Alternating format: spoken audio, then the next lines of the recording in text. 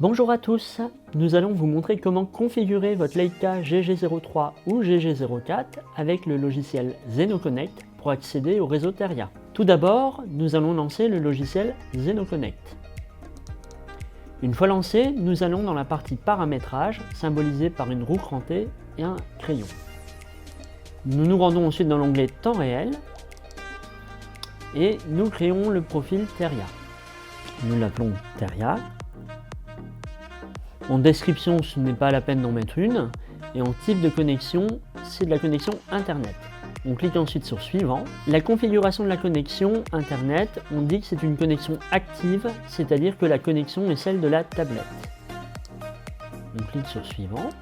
Un serveur RTK est nécessaire, il faut donc en configurer un. Nous allons le créer et l'appeler Teria.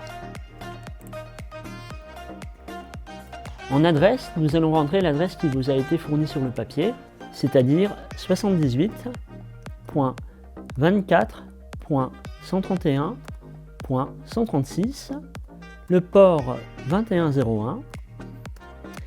L'identifiant, c'est celui qui figure sur votre papier.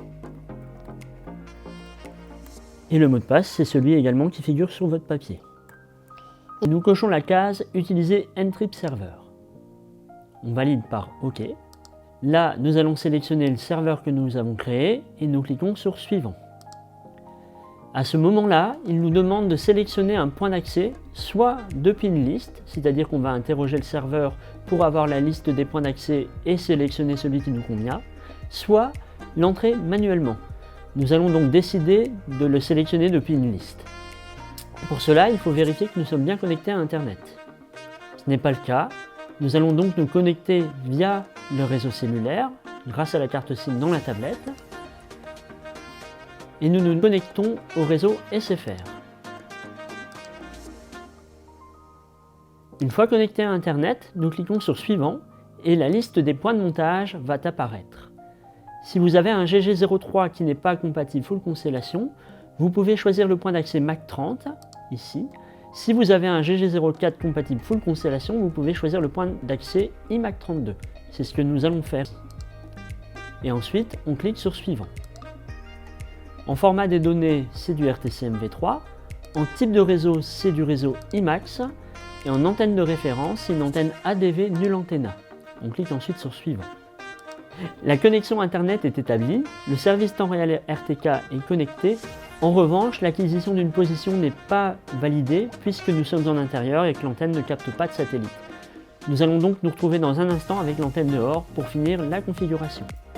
Nous avons donc positionné l'antenne en extérieur.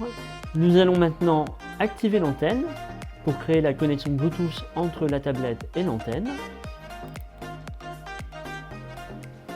Ça y est, nous sommes bien connectés à l'antenne. Elle indique une précision de 3 mètres. Et surtout, elle indique un nombre de satellites à 15. Donc pour l'instant, nous ne sommes pas encore connectés au réseau Teria. Pour se connecter, il faut appuyer sur le téléphone qui décroche, ici. Connexion temps réel. La connexion Internet s'est établie, le service temps réel RTK s'est connecté, la position a été validée et nous recevons désormais des corrections, ce qui est symbolisé par le petit éclair qui bouge. La précision descend.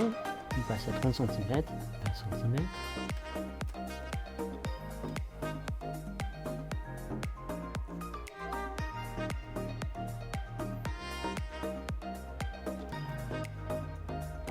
La précision centimétrique est atteinte.